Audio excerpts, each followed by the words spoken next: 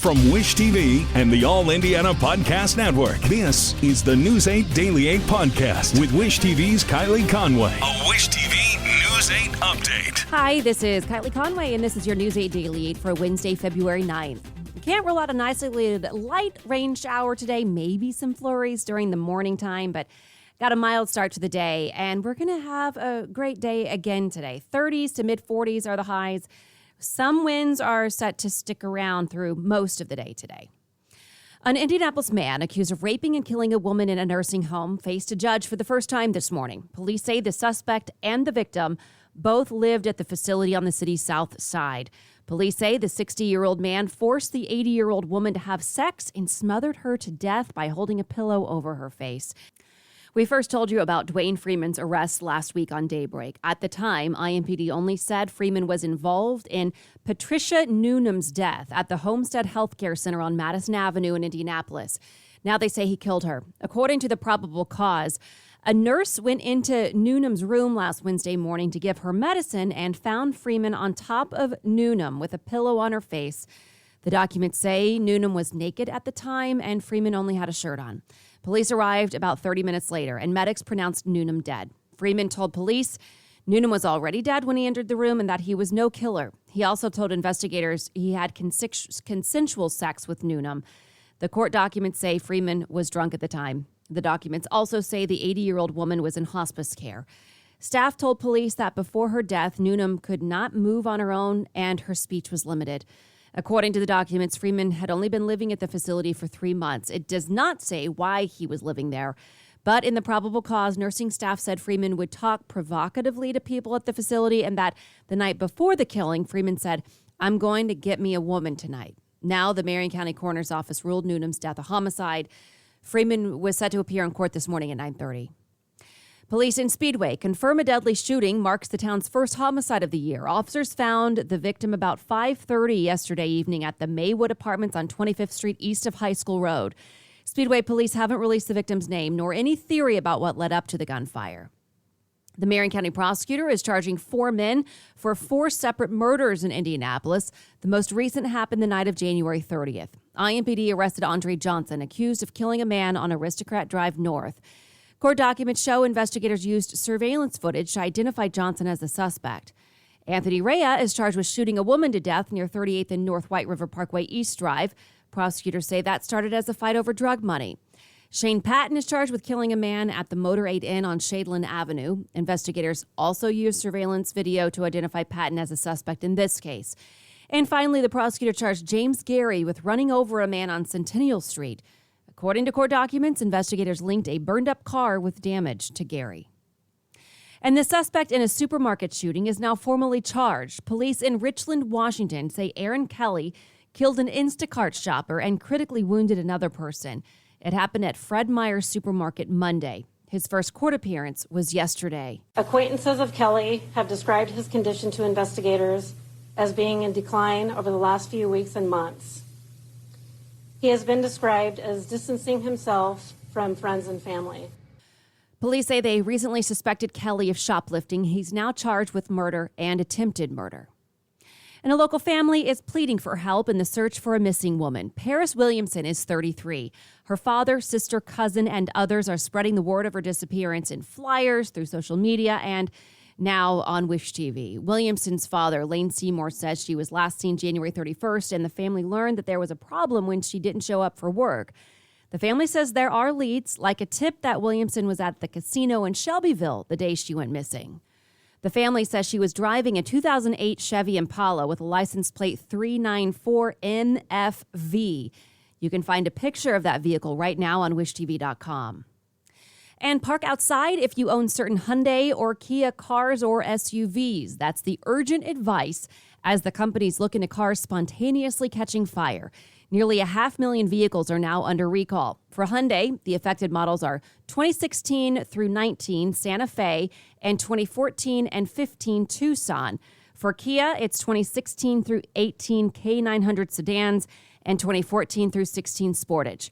The concern is a computer control module connected to the braking system that could short circuit and cause a fire even when the car is off. So far, the companies say it knows of 3 fires. Hyundai and Kia say you can still drive the cars, just park outside and away from buildings. Today, a State House rally for immigrant rights. The planners are pushing lawmakers to let people who are undocumented to get driver's licenses. Indiana tied licenses to citizenship and immigration status in 2007. Bills that would rewrite those laws haven't made it out of committee in the House or Senate this year. Activists say a change would affect more than 100,000 people in Indiana. The rally starts at noon outside the State House with a news conference to follow. The head of the CDC is standing by the agency's mask guidance. Director Dr. Rochelle Walensky says the CDC will continue to recommend masks indoors where there are high transmissions. She says the agency will continue to evaluate and follow the science. As we have reported, this comes as several states announced plans to drop their mask mandates, including California, Connecticut, and New Jersey, for those who are vaccinated. And some health experts say teenagers may not need COVID-19 booster shots. A new study at Massachusetts General Hospital's Department of Pediatrics shows healthy teens can have robust protection even after antibodies from the original vaccine decline. One health expert says there may be also another reason why the World Health Organization is asking countries to hold off on these teen boosters. So I think the WHO is trying to balance a number of things. They're really trying to balance equity of vaccines across the globe. And so they're trying to encourage, let's say, teenagers in a wealthy country from going out and using doses of the vaccine that could be redistributed to countries where there's low levels of primary vaccination that have not yet occurred. He went on to say that boosting teens can be an effective way of keeping the entire population at a high level of immunity, though. Fourth doses of the COVID-19 vaccine are now starting to be administered to those who are immunocompromised. The CDC recommends the new shot at least 5 months after the third dose. The agency considers you immunocompromised if you have things like cancer, an organ or stem cell transplant, HIV, or maybe taking drugs that suppress your immune system. Here, a man explains why he's getting the fourth dose. I just want to stay safe from COVID, and I'm anticipating that it will be an annual shot. The current guidance for people who are not immunocompromised is still the initial shot or shots and a booster. Health departments say they don't track the number of shots somebody gets. A rare rebuke from a Republican leader against the party's national committee. Senate Minority Leader Mitch McConnell is criticizing the committee's choice to censure Representatives Liz Cheney and Adam Kinzinger. Both lawmakers serve on the House panel investigating the January 6th insurrection. McConnell says he disagrees with the RNC's reference to that day as legitimate political discourse. He says they were all there that day and saw what happened. It was a violent insurrection for the purpose of trying to prevent the peaceful transfer of power after a legitimately certified election from one administration to the next. When asked about his take on the committee's move, Indiana Senator Todd Young says Americans just want lawmakers to get back to work. Joe Biden is our president, that Joe Biden will continue to serve as our president. I want to focus on the future. I don't know any American that regards that as legitimate political discourse. I certainly haven't encountered them here in the state of Indiana. That is a fringe group. We must make absolutely clear that that is a fringe group. Senator McConnell's statements are a break from House Minority Leader Kevin McCarthy, who has defended the RNC's censure. To the Pacers and the team's new look. Major trades have fans talking this morning. Local sportscaster Dan Dockich is surprised but on board. A fan favorite and two-time All-Star Domantas Sabonis headlines the 6-player deal with the Sacramento Kings. The Pacers also traded Jeremy Lamb and Justin Holiday. The Pacers threw in a 2023 second-round pick to complete their side of the deal. In return, they get Kings point guard Tyrese Halliburton, Buddy Hield, and Tristan Thompson. Our Phil Sanchez got Dockich's expert opinion on Unfiltered last night. We all like Sabonis. Sabonis played hard. Lamb has really always been hurt, and Holiday seems to be a good player, good guy, all that. But let's be honest, the Pacers were going nowhere. There was nothing interesting about them. And now this Halliburton kid is, I think, a foundational piece. News 8 also asked fans what they think about the big shakeup. Sabonis was my favorite player this year, hands down, because he was just averaging a double-double a game. He was putting in his work, man. But they're trading him to the Kings. That hurts, bringing in new guys like Halliburton and Buddy Hield. It'll be great to see how they work with the young guys we have now. It's the second big trade for the team this week. The Pacers sent Karis LeVert to Cleveland on Sunday. And Purdue fans are waking up as the top team in the Big Ten after a statement win. The number 3 team in the country hosted 13th-ranked Illinois last night. Illinois entered halftime with a 2-point lead after a back-and-forth first half. Purdue pulled away in the second, outscoring Illinois 48-30 en route to an 84-68 win.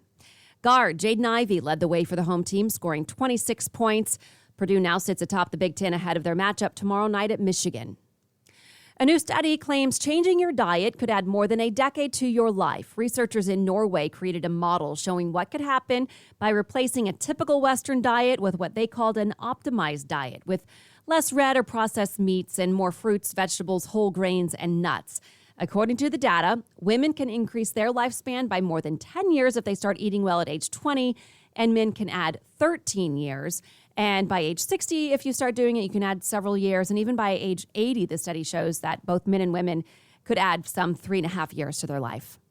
And part of New York Street downtown closes today for the North Split revamp. Crews are shutting down the block that goes under the interstate. It's between Davidson and Pine Streets. Drivers will detour to Ohio Street. If you're walking, you'll need to use Vermont. The work is slated to last a week and a half. A local fundraiser gala to support those with Down syndrome is returning in person for the first time since the pandemic began. Gigi's Playhouse Indianapolis has a goal of raising $90,000 to help fund its programs. The programs include literacy tutoring, language therapy, ballroom dancing, and Gigi Fit. The I Have a Voice Gala will be held on February 19th. There will be dinner, a silent auction, some live entertainment, including a performance by Gigi's ballroom dancers. Registration is open through Valentine's Day. And finally, it's National Pizza Day. So let's talk about what people are willing to do in order to get free pizza for a year. A new survey commissioned by Donato's Pizza, conducted by One Poll, shows that 2,000 U.S. adults are willing to do some pretty off-the-wall things. For instance, 37% said they would agree to have every movie spoiled for them for the next year. 33% said that they would shave all of the hair from their body, eyebrows included. 32% said they would text an ex. 29% said they would go without internet for a month. Despite this passion for pizza, people are also craving healthier options. More than 65% of people would order more if healthier toppings were available, with 3 out of 4 meat lovers saying that they would eat more plant-based meats if they tasted just as good as the original. So there you go. Go out and support your local pizza chain today. You've got a great excuse to indulge midweek. This has been your News 8 Daily 8 for Wish TV. I'm Kylie Conway, online at wishtv.com, and follow us on Facebook when you search Wish TV. This is the News 8 Daily 8 podcast with Wish TV's Kylie Conway. A Wish TV News 8 update on demand. For even more, on demand and on the go. Connect with Wish TV on Facebook at wishtv.com and on the free Wish TV mobile app. Thank you for listening, and be sure to like, subscribe, and follow this podcast for updates every weekday morning on the All Indiana Podcast Network and wherever you get your podcast.